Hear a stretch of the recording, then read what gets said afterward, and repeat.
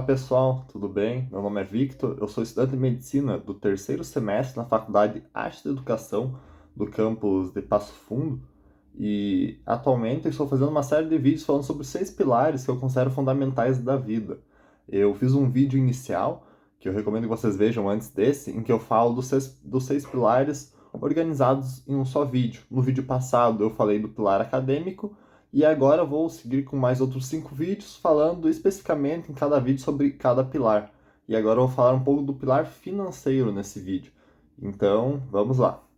Assim, retomando um pouco do vídeo passado, é evidente que nós temos 3 pontos principais que eu abordei. Que é o primeiro de você sempre ter a ciência que é necessário educar-se financeiramente e que hoje não tem mais desculpa, né? Nós temos recursos muito fáceis via Instagram, via YouTube, conteúdos gratuitos e realmente muito relevantes para você aplicar no seu dia a dia. Além de educar-se financeiramente, é muito importante que você sempre, além de fechar esse ciclo básico de uma certa educação financeira, vá atrás de algumas outras especificações, conhecer um pouco mais, aprimorar os seus conhecimentos, talvez sobre uma renda fixa, aprimorar após você já ter uma base bem sólida ali na renda fixa e arriscar um pouco mais a renda variável, seja isso por uma forma de empreendedorismo, talvez na sua área de atuação, já puxando também um vínculo do elo da nossa corrente acadêmico, né? Ou talvez mesmo você também já ir atrás de outras opções do mercado, não digital, né, mas opções acessíveis via internet, como é pela, pelo Ibovespa, né, o mercado de ações, seja pelos fundos imobiliários, seja por, enfim, uma série de outros investimentos, as criptos, enfim, que são bastante palpáveis hoje em dia e de fácil acesso. Só que para isso você precisa, sem dúvidas, ter uma boa organização, ter uma porcentagem, uma meta definida sempre todos os meses para que você poupe, para que você invista, para que você distribua de maneira inteligente frente aos seus objetivos e frente à sua realidade. Claro, eu acredito que isso varia de pessoa para pessoa um pouco, mas sem dúvida a maior parte das pessoas querem até tranquilidade financeira, ter capacidade de hoje em dia não depender mais da previdência do governo ou ter que ir atrás de outras formas de previdência privada que por vezes não são tão eficientes. Enfim, é por isso que nós mesmos temos que começar a nos educarmos nessa área. Porque se nós não nos educarmos, nós vamos ficar reféns do que for colocado à nossa frente, do que o nosso patrão, o nosso chefe sempre for nos pagar, não vamos ter essa capacidade de realmente investir, empreender frente a um negócio próprio, realmente prosperar mais na vida. Enfim, é uma série de fatores que nós temos que sempre ter bem organizado e sempre buscar esse aprimoramento. Agora eu vou, para as próximas partes do vídeo, aprofundar um pouco mais sobre esses 3 conceitos e falar algumas coisas que eu acho principais, que todo mundo tem que ter, que todo mundo deveria já ter uma certa ciência. Eu sei que o Brasil é um país um tanto quanto difícil, né? Nós não somos um país educado financeiramente, a nossa educação de base não aborda muito isso, mas com tudo que eu já tive uma breve passagem, né? Eu recém tenho 19 anos, não posso me considerar uma pessoa que, meu Deus do céu, conhece sobre tudo, mas eu acredito que com o que eu já estudei frente a cursos, vendo em livros e aplicando na prática, eu posso passar isso para vocês como algumas dicas, auxiliando a quem achar relevante para aplicar no seu dia a dia.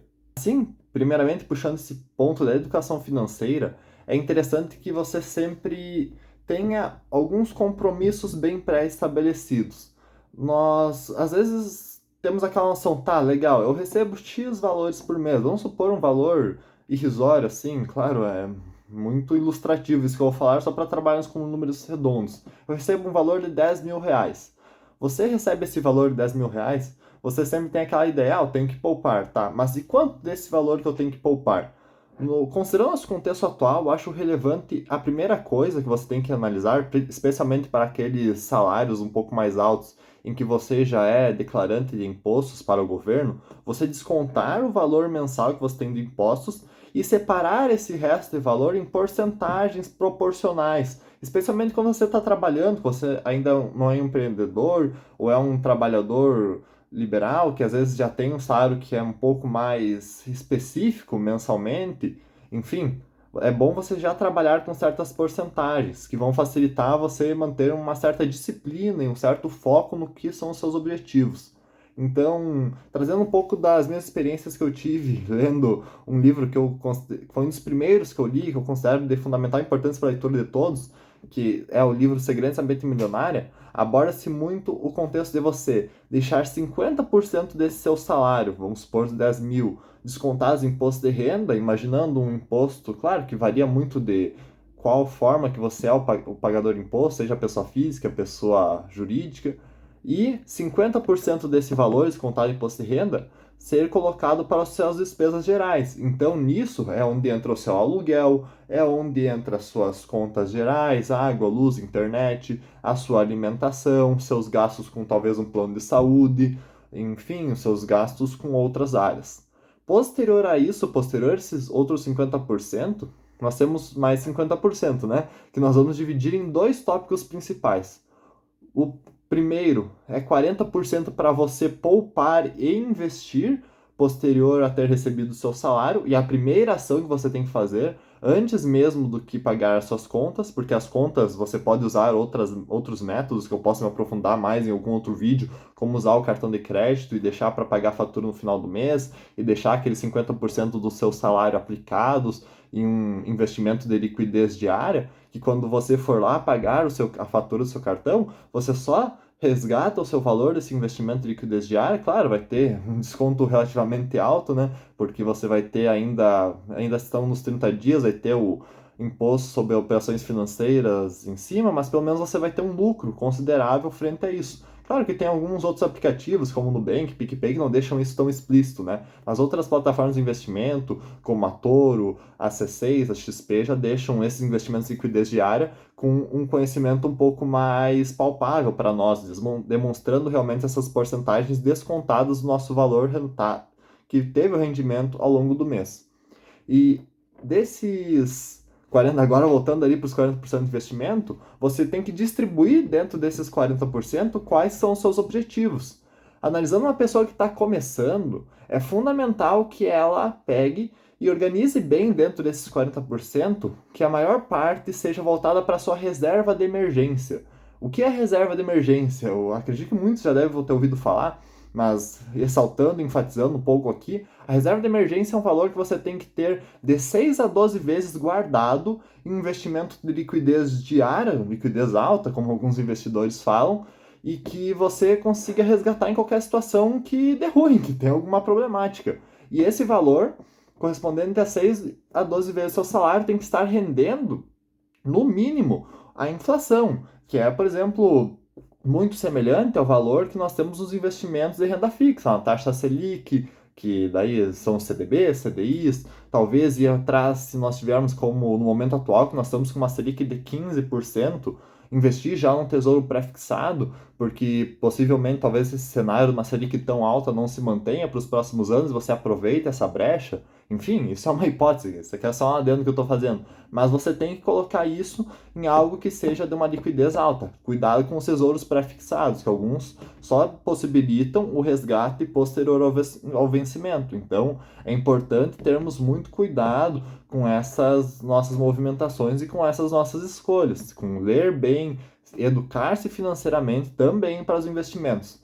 Tá, legal, Victor. Então, vamos supor ali que o cara teve R$ 2.000 descontados em imposto de renda, 4.000 ele gasta lá para os seus gastos gerais, aluguel, moradia, e esses outros 40 ali por cento, que são os outros 4.000, ele pega e investe. Mas aí quantos por cento você acredita que ele deva investir só em renda fixa? O que ele já deve arriscar um pouco mais em renda variável?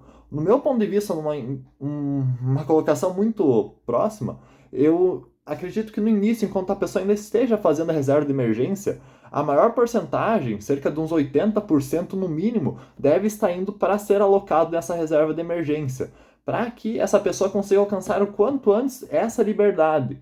E depois, outros 20%, ela ir alocando alguns investimentos que ache mais relevantes. Talvez já ir colocando novamente em outro CDI, um outro investimento, ou colocando no mesmo. É importante separar, né?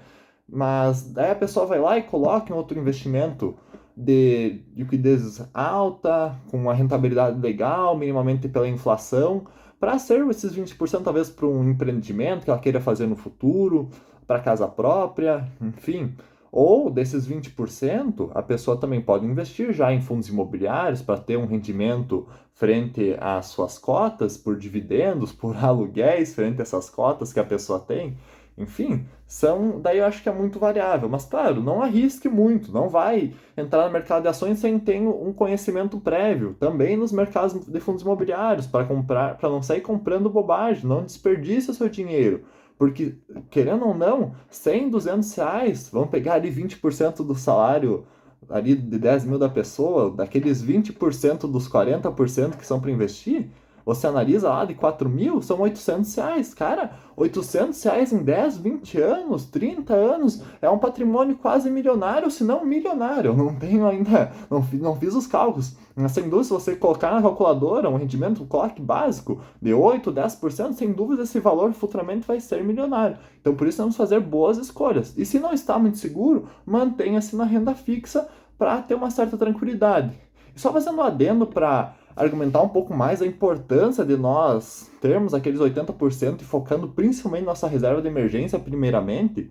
A reserva de emergência, por mais que seja um investimento por vezes mais conservador, com rendimentos mais moderados, é um rendimento que vai te garantir a maior tranquilidade financeira futura, porque você imagina que você tem uma reserva para que, se caso você perca o emprego, você tem que mudar de cidade, seu filho fique doente, você precisa de alguma coisa específica, de urgência realmente, não como comprar um carro, comprar alguma coisa fútil, um passivo desnecessário, e daí você acabe, quando precisar realmente disso, caindo em financiamentos com juros altíssimos que vão dificultar muito a sua prosperidade financeira. Então é por isso, cara, a reserva de emergência tem que ser a primeira coisa para você fazer. E como eu falei, por mais que tenha um rendimento moderado, é um dos melhores investimentos em questão de rentabilidade que você pode ter. E a reserva de emergência, sem dúvidas, para você que já atingiu uma liberdade financeira, já está com valores milionários, já está com uma tranquilidade maior, você não vai pegar e sacar isso dali para deixar. Você sempre vai deixar ali. E às vezes, se o seu padrão de vida aumentar,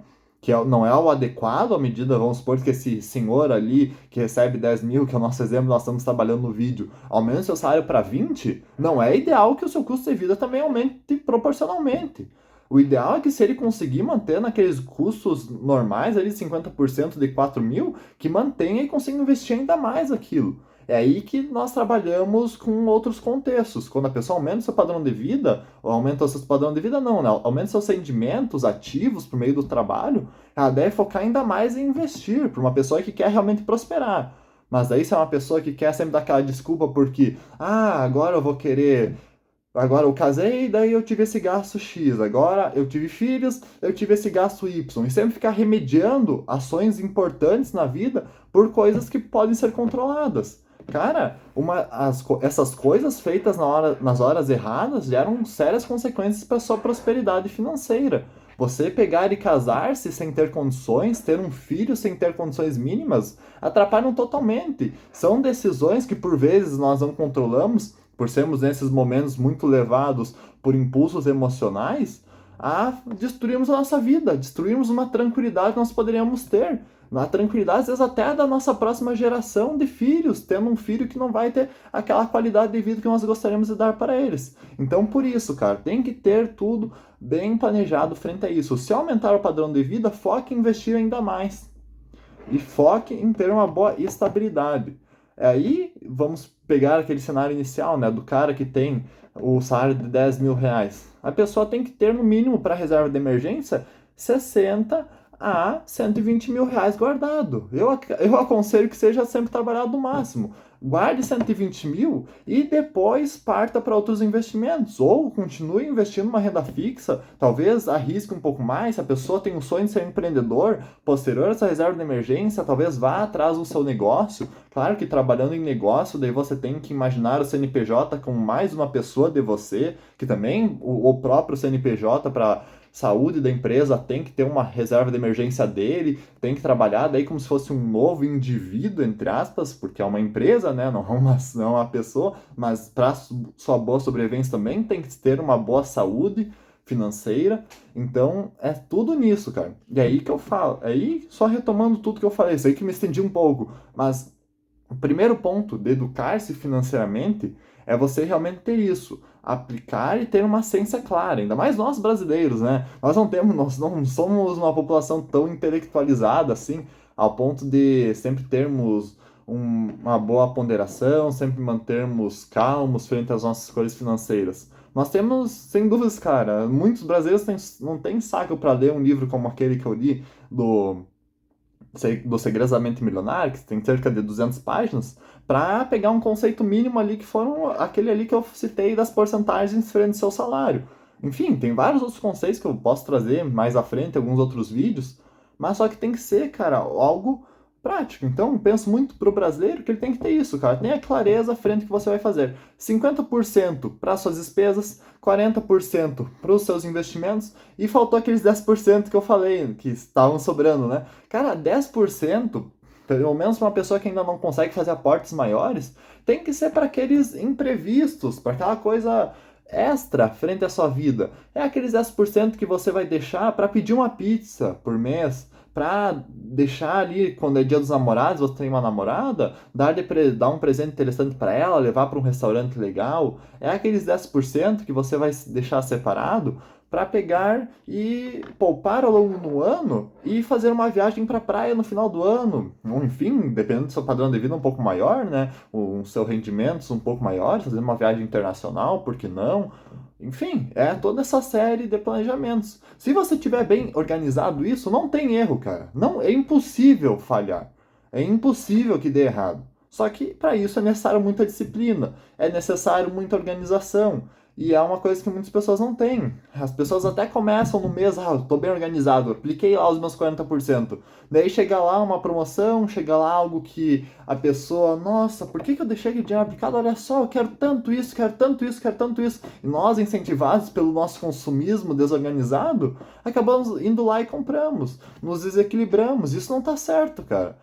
Por isso que é importante ter organização, ter disciplina, ter foco naquilo que tu quer. Abra mão de coisas imediatas para conseguir coisas melhores no futuro, para conseguir uma liberdade financeira, para não depender da aposentadoria do governo, para não depender de aposentadorias privadas, ou para não depender de ter que ficar trabalhando até o final da vida, para depois, futuramente, você possa trabalhar lá na frente porque você quer e não porque você precisa. Na medicina, como é a minha área de atuação, nós vemos muito isso nos médicos. Tem médicos com 50, 60 anos, até mesmo aqueles que pegaram as épocas de ouro da medicina, que era, se possível, escalonar financeiramente de forma absurda, mas que fizeram más decisões financeiras e até hoje trabalham. E trabalham porque precisam daquele salário para sustentar a família, para sustentar o plano de saúde, já são pessoas mais idosas que precisam de outros recursos médicos.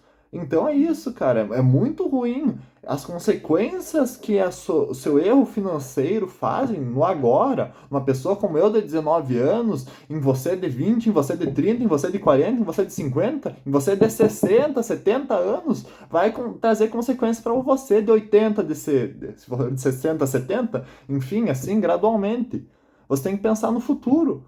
Que adianta comprar agora com 20, 30 anos um carro de luxo, se enfiar num financiamento e depois, daqui 10 anos, esse carro já ser um carro velho, ultrapassado? E você, ao invés de poder lá, depois desses 10 anos, ter realmente o capital para comprar esse carro sem ser financiado, você vai lá e compra agora e depois lá na frente, quando você já poderia ter tido uma maior tranquilidade financeira por melhores decisões financeiras nos 10 anos anteriores, você não vai conseguir pegar e comprar aquele carro lá futuramente. Você vai estar com uma vida mais desorganizada. Então é por isso, cara, tem que ter muita ponderação, tem que ter organização, tem que ter planejamento e principalmente foco naquilo que você quer alcançar.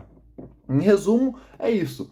Você pega o seu salário, desconta o imposto que você paga para o governo, 50% para suas despesas, gastos essenciais, plano de saúde, aluguel, condomínio, conta de luz, internet, água, 40% e colocados para investimentos e 10% aquele lá para você curtir, gastar como quer que você queira com as coisas que você gosta.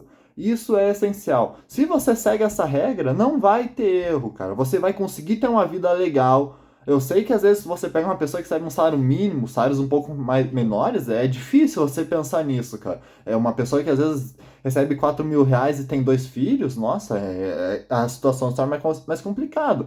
Mas pegando um contexto um pouco, uma pessoa mais organizada financeiramente, que tem rendimentos maiores, esse cenário já é aplicável. Você que não tem filho, você que é solteiro, opte por essas opções. Se você tem uma mulher que já pensa se casar muito cedo, ter filhos muito cedo, já vá repensando quem é a pessoa que você quer para o seu lado da vida. Porque, querendo ou não, outro investimento fundamental é saber quem vai estar do teu lado. Porque a pessoa que está do teu lado a tua vida inteira, ou ela pode te destruir, ou pode te alavancar de uma forma absurda. Então, cuide muito bem de quais são as opções em casal que você vai tomar. Porque essas são decisões que, por vezes, é as que você tem que fazer para manter um relacionamento. E se a pessoa está te gerando uma coisa, uma situação tóxica, ao ponto de te fazer fugir dessa regrinha aqui que eu falei para vocês, manda essa pessoa embora. Essa pessoa não é para você. Essa pessoa não está de acordo com seus objetivos. Essa pessoa não está afim de prosperar contigo. Você quer daí se afundar por causa de um resto ali que está do teu lado? Vá atrás de outras pessoas.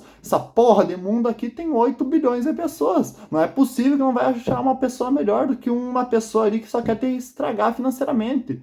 Foda-se, depois futuramente você vai lá e faz a viagem na Europa sozinho. Enfim, você vai arrumar alguma pessoa melhor, não tem dúvidas. Mas foque em você, cara. Tenha organização financeira. Porque se você não tiver essa organização financeira e manter essa regrinha, enfim, você pode adequar também um pouco mais essa regra à sua realidade, você não vai conseguir evoluir. Você não vai conseguir prosperar, não vai ter como evoluir, não vai ter como melhorar ainda mais os seus ganhos, melhorar ainda mais as suas condições de vida.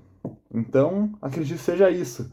Eu achava que eu pretendia me estender um pouco mais, separando alguns tópicos, mas eu peguei o tópico da educação financeira e destrinchei um pouco mais eles com algumas ideias, com algumas colocações minhas.